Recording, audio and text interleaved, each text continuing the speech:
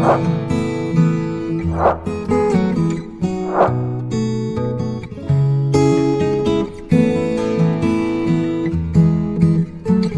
Friends, welcome to వంట వినోదం. నేను మీ అనిత. మూంగ్ దాల్ డోక్లా ఈ పేరు ఎప్పుడైనా విన్నారా అండి? మీరైతే డోక్లా పేరు వినే ఉంటారు. డోక్లా అంటే గుజరాత్ డిష్ అండి. జనరల్గా డోక్లా శనగపిండి, ఈనో ఆర్ బేకింగ్ సోడా వేసి స్వీట్గా చేస్తారు. కానీ నేను ఇవేమీ లేకుండా నా స్టైల్లో తెలుగు స్పైసీ టచ్ ఇచ్చి చేశాను. ఇడ్లీకి బదులుగా ఈనో బేకింగ్ సోడా లేకుండా ఫ్లఫీగా రావడం కోసం నేను ఎలా చేశానో చూసేద్దాం రండి. తెలుగు స్పైసీ టచ్ అని నేను ఎందుకు అన్నానో వీడియో స్కిప్ చేయకుండా చివరి వరకు చూడండి. పిల్లలైతే దే లవ్ ఇట్. దీనికి కావాల్సినవి ముందుగా 2 గ్లాసులు పెసరపప్పు. అన్ని కొలత ప్రకారం తీసుకోవాలండి. నేను ఇక్కడ కాఫీ గ్లాస్తో 2 గ్లాసులు పెసరపప్పు వేస్తున్నాను. అదే కాఫీ గ్లాస్తో గ్లాసుడు మినపగుళ్ళు. 2 వేర్వేరు గిన్నెల్లోకి కొలుచుకుంటున్నానండి. అలాగే అదే గ్లాస్తో గ్లాసుడు ఉప్పుడు రవ్వ. మూడిటిని కూడా వేరువేరు గిన్నెల్లోకి కొలుచుకొని శుభ్రంగా కడిగి వాటర్ పోసి 3 అవర్స్ అయినా నానడానికి పక్కన పెట్టి ఉంచుకోవాలి. ఇడ్లీ బదులుగా ఇది హ్యాపీగా ఎందుకు తీసుకోవచ్చు అంటే, ఇడ్లీ కన్నా ఇది 10 రెట్లు ఎక్కువ ప్రోటీన్ని మనకిస్తుందండి. ఎందుకంటే ఇందులో నేను పెసరపప్పును వాడాను కాబట్టి. ఇదిగోండి, నేను నానపెట్టి 3 అవర్స్ పైనే అయిందండి. శుభ్రంగా పప్పులు 2 నానిపోయాయి. ముందుగా వెట్ గ్రైండర్లో నానబెట్టిన మినపగుళ్ళు వేసుకోవాలి. పప్పుకి తగినంత వాటర్ పోస్తే నలుగుతూ ఉంటుందండి. ఈలోగా ఈ డోక్లా కాంబినేషన్గా గ్రీన్ చట్నీ ఎలా చేసుకోవాలో చూద్దాం రండి. 1 కట్ట కొత్తిమీర, దానిలో సగం పుదీనా, కొన్ని పచ్చిమిర్చి, వేరుశనగకాయ గుళ్ళు, 2 నిమ్మకాయలు. గ్రీన్ చట్నీ కోసం చూపించిన పదార్థాలన్నిటినీ మిక్సీ జార్లో వేసి కొంచెం ఉప్పు వేసి తగినంత నిమ్మరసం పిండుకొని ఈ చట్నీ గ్రైండ్ చేయాలి. ఈ చట్నీ చేసేటప్పుడు మనం ఐస్ క్యూబ్స్ కూడా వేసి మిక్సీ చేయవలసి ఉంటుంది. ఎందుకు అంటే ఈ గ్రీన్ చట్నీ గ్రీన్నెస్ కోల్పోకుండా ఉండడం కోసం. చాలామంది గ్రీన్ చట్నీలో అల్లం కూడా వేసి చాట్ మసాలా కూడా వేస్తూ ఉంటారండి. మీ టేస్ట్ ప్రకారం మీకు కావాలంటే ఇష్టం ఉంటే వేసుకొని చేసుకోవచ్చు. ఈ చట్నీ బైండింగ్ కోసం నేను వేరుశనగ గుళ్ళు వేసి చేశాను. మీకు వేరుశనగ గుళ్ళు వద్దు అనుకుంటే నువ్వుపప్పుతో గ్రైండ్ చేసుకోవచ్చు. అప్పుడు వేరుశనగ గుళ్ళు వేయని అవసరం లేదు. ఇదిగోండి, డోక్లాలోకి గ్రీన్ చట్నీ రెడీ అయిపోయింది. ఈలోగా మనం గ్రైండర్లో వేసిన మినపప్పు కూడా చక్కగా నలిగిపోయిందండి. 80% నలిగితే సరిపోతుందండి. దాంట్లోనే ఇప్పుడు మనం నానబెట్టి ఉంచిన పెసరపప్పును కూడా వేసి రుబ్బుకోవాలి. పెసరపప్పు కూడా వేశాక బాగా మెత్తగా రుబ్బేయకూడదండి. కొంచెం పలుకు పలుకుగా ఉండేటట్టుగా చూసుకోవాలి. పెసరపప్పు వేశాక ఎక్కువ టైం పట్టదండి, తొందరగా నలిగిపోతుంది. ఇదిగోండి, మనం చేత్తో పట్టుకుంటే ఇలా పలుకు పలుకుగా చేతికి తగలాలి. పెసరపప్పు కూడా వేశాక మెత్తగా కనుక రుబ్బేస్తే డోక్లా ఫ్లఫీగా రాదు, గట్టిగా వస్తుంది. మినపప్పు పెసరపప్పు కలిపి నలిగేటప్పుడే 1 చెంచాడు పచ్చిమిరపకాయల కారం, తగినంత ఉప్పు కూడా వేసి గ్రైండ్ చేసుకోవాలి. ఈలోగా ఒక పెద్ద గిన్నెని తీసుకుని మనం నానపెట్టి ఉంచిన ఉప్పుడు రవ్వని పిండి ఆ గిన్నెలో వేసుకుని ఉంచుకోవాలి. ఇదే గిన్నెలోకి మనం రుబ్బుతున్న పిండి మిశ్రమాన్నంతటినీ కూడా తీసుకోవాలి. మొత్తం పిండినంతటినీ కింద వేసిన రవ్వ బాగా కలిసేలాగా బాగా కలుపుకోవాలి. ఇలా కలిపిన పిండినంతటినీ వెంటనే బొరుస ఆరిపోకుండా ఆవిరిపై ఉడికించటం కోసం ఇడ్లీ పాత్రను పెట్టి వేడి చేస్తున్నాను.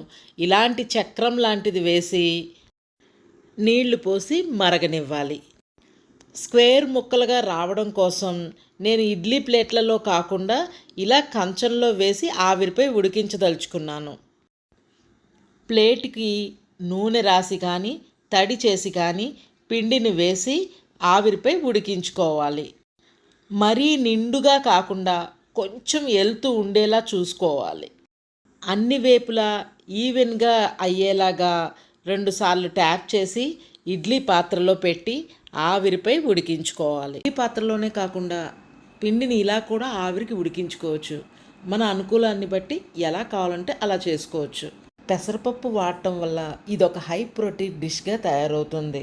మా పిల్లలు ఇదివరకు అసలు ఇడ్లీ తినేవారు కదండి. ఇడ్లీ అంటే చాలు పరుగులు పెట్టేసేవారు. ఇలా ట్రై చేస్తే వాళ్ళు ఇష్టంగా తింటున్నారు. మంటని మీడియం ఫ్లేమ్లో పెట్టి ఉడికించుకోవాలి. ఇడ్లీ పాత్రలో పిండి ఉడికిపోయింది. నైఫ్ పెట్టి చెక్ చేసి పిండి అంటుకోకుండా వస్తే ఉడికిపోయినట్టే. ప్లేట్ని బయటికి తీసి 1 నిమిషం చల్లారనివ్వాలి. ఈలోగా మనం సెకండ్ టైం పెట్టిన ఈ కంచంలో పిండి కూడా ఉడికిపోయిందండి. ఇది కూడా చెక్ చేసుకుని దించేసుకోవాలి. కంచంలో ఉన్న డోక్లా ఈజీగా బయటికి రావటం కోసం చుట్టూతా కత్తితో ఒక్కసారి తిప్పి మనకి కావలసిన సైజులో ముక్కలుగా కోసి పక్కన పెట్టుకోవాలి. కంచం నుంచి ముక్కలు చక్కగా విడిపోయి బయటకు వచ్చేస్తాయండి. చూడండి ఎంత ఫ్లఫీగా ఉన్నాయో ముక్కలు. ఇప్పుడు ఒక ప్యాన్ పెట్టుకొని 2 గుప్పుళ్ళు నువ్వుపప్పుని దోరగా వేగించి పక్కన పెట్టుకోవాలి. డోక్లా ముక్కలకి తాలింపు పెట్టడం కోసం ఒక బాండిని పెట్టి తగినంత నూనెను వేసి కాగాక దాంట్లో ఆవాలు జీలకర్ర వేసి ఆవాలు చిట్లే వరకు వేగించుకోవాలి. 1 నిమిషం పాటు ఆవాలు జీలకర్ర బాగా వేగాక పచ్చిమిర్చిని కూడా వేసి వేగించుకోవాలి. ఆల్రెడీ మనం పిండి రుబ్బేటప్పుడు పచ్చిమిరపకాయల కారం కూడా వేసాం కదండి. దాన్ని బట్టి చూసుకుని మాత్రమే ఇక్కడ పచ్చిమిర్చి ముక్కలు యాడ్ చేసుకోవాలి. నాకు లేతగా ఉండడం వల్ల కొంచెం ఎక్కువే వేశాను. పచ్చివాసన పోయేదాకా వేగాక తగినంత కరివేపాకు కూడా వేసి వేగించి కొంచెం ఇంగువ పసుపు కూడా వేసి వేగించుకోవాలి. పసుపుని తాలింపులో వేయడం వల్ల ముక్కలన్నిటికీ బాగా అంటటమే కాకుండా స్మెల్ కూడా చాలా బాగుంటుంది. తర్వాత మనం కట్ చేసి ఉంచుకున్న డోక్లా ముక్కలన్నిటినీ తాలింపులో వేసి జాగ్రత్తగా చెదిరిపోకుండా కుదించుకుంటూ కలుపుకోవాలి. ఇలా కుదించుకోకుండా గట్టిగా కలిపేస్తే ముక్కలన్నీ ఫ్లఫీగా ఉండడం వల్ల చెదిరిపోయి పొడం పొడం అయిపోయే ఛాన్సెస్ ఉంటాయి. అలా కాకుండా జాగ్రత్త పడుతూ కలుపుకోవాలి. మూత పెట్టి కాసేపు వేడెక్కనివ్వాలి. ముక్కలు కొంచెం వేడెక్కాక కొంచెం ఉప్పు కొంచెం కారం వేసి కలుపుకోవాలి. ఎంతో కాదండి, కారం 2 చిటికెలు ఉంటుంది అంతే. కలర్ఫుల్గా కనబడటం కోసం మాత్రమే. ఇలా 2 టైమ్స్ టాస్ చేశాక మనం ముందుగా వేగించి ఉంచుకున్న నువ్వుపప్పును కూడా చల్లుకోవాలి. నువ్వుపప్పు వేయడం ఇష్టం లేని వారు స్కిప్ చేసుకోవచ్చు. ఇది కంపల్సరీ అయితే కాదండి. కానీ వేయడం వల్ల తినేటప్పుడు క్రంచీగా తగులుతూ నోటికి చాలా బాగుంటుందండి. అంతేనండి, డోక్లా రెడీ అయిపోయినట్లే. Dhokla with green chutney super combination అండి. మాకైతే బాగా నచ్చుతుంది. మీకు కూడా నచ్చుతుందని అనుకుంటున్నాను. ఒక్కసారి ట్రై చేసి చూసి మీకు ఎలా వచ్చిందో నాకు కామెంట్స్లో తప్పకుండా చెప్పండి.